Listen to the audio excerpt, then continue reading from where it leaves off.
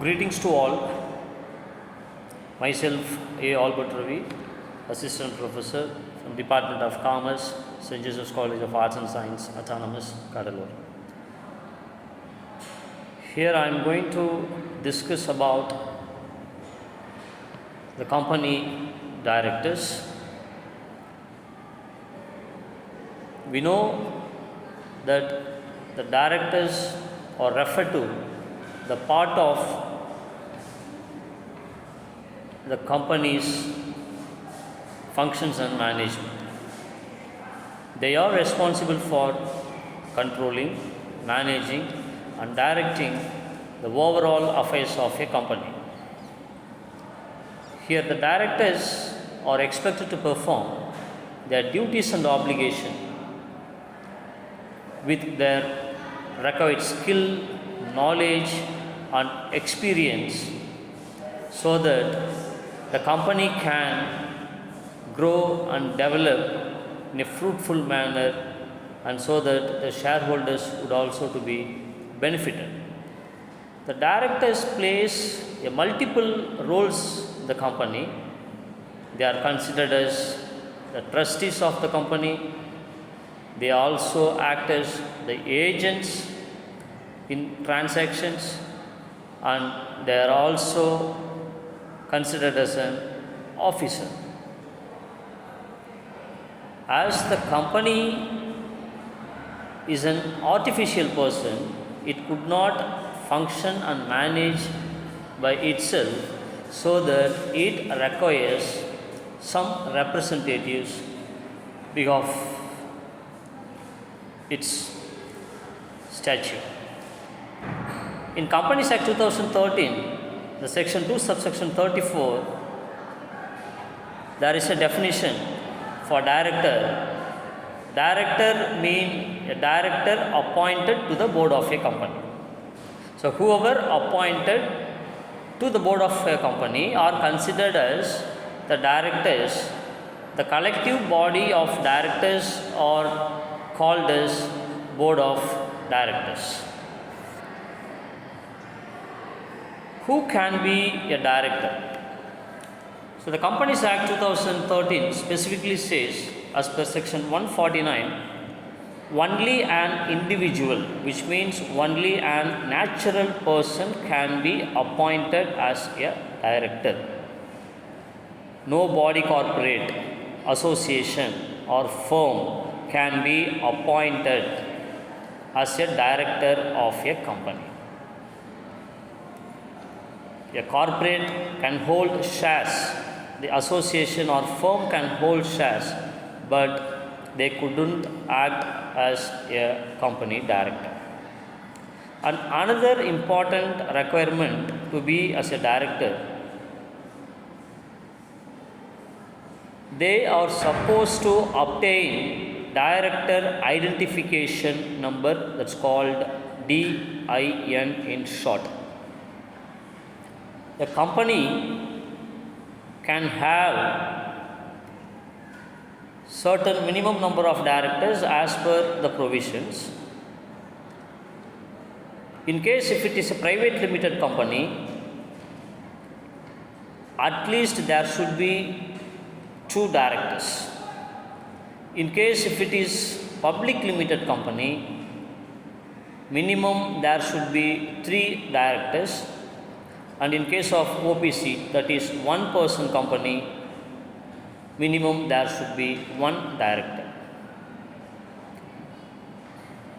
Without the discriminations, a company which has registered under Companies Act 2013 can have maximum of 15 directors. Apart from private limited, public limited, OPC, it can have maximum of 15 directors, which means it doesn't mean that a company could not have more than 15 directors.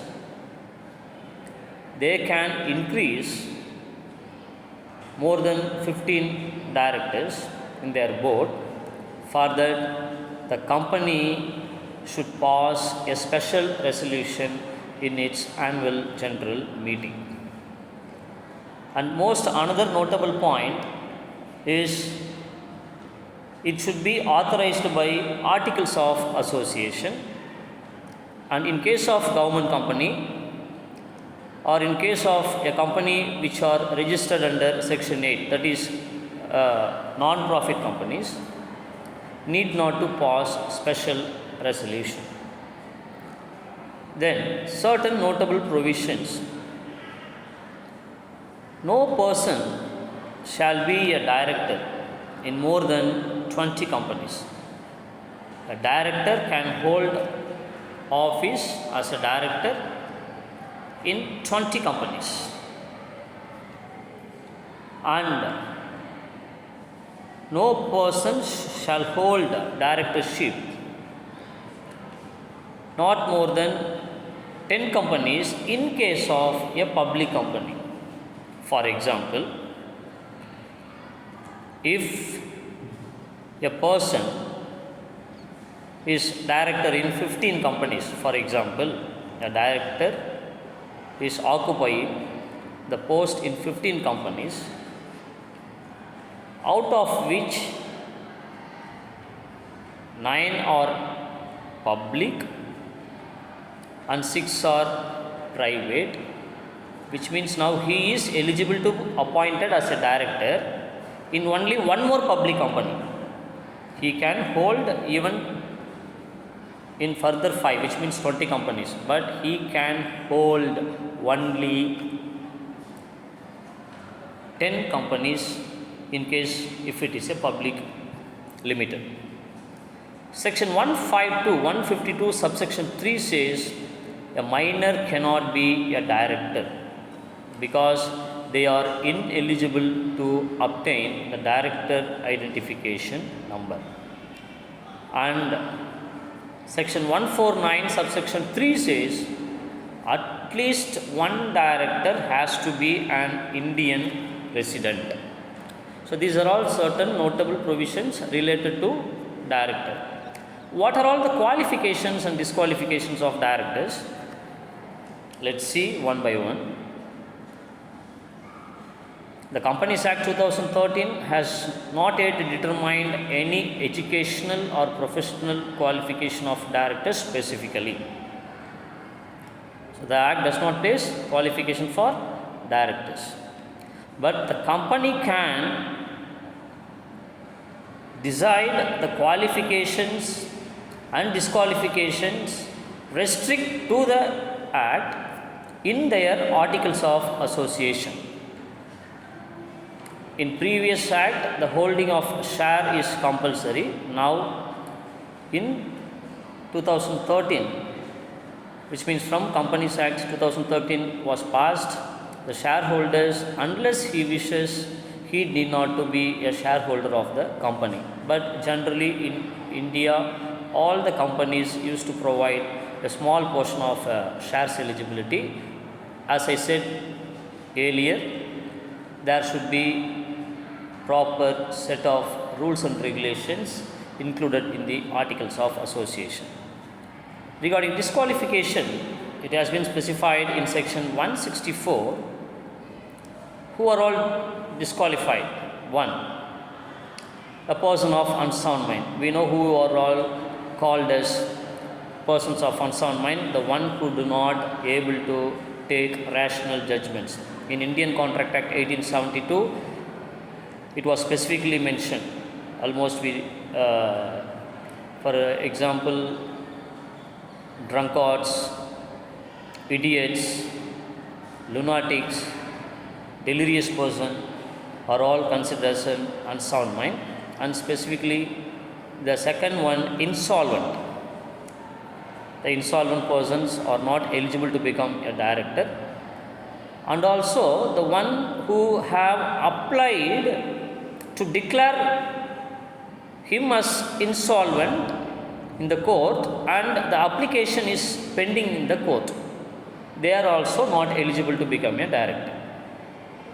And in case if a person who has been convicted and imprisoned for more than 6 months and 5 years have not elapsed, then they could not be a director.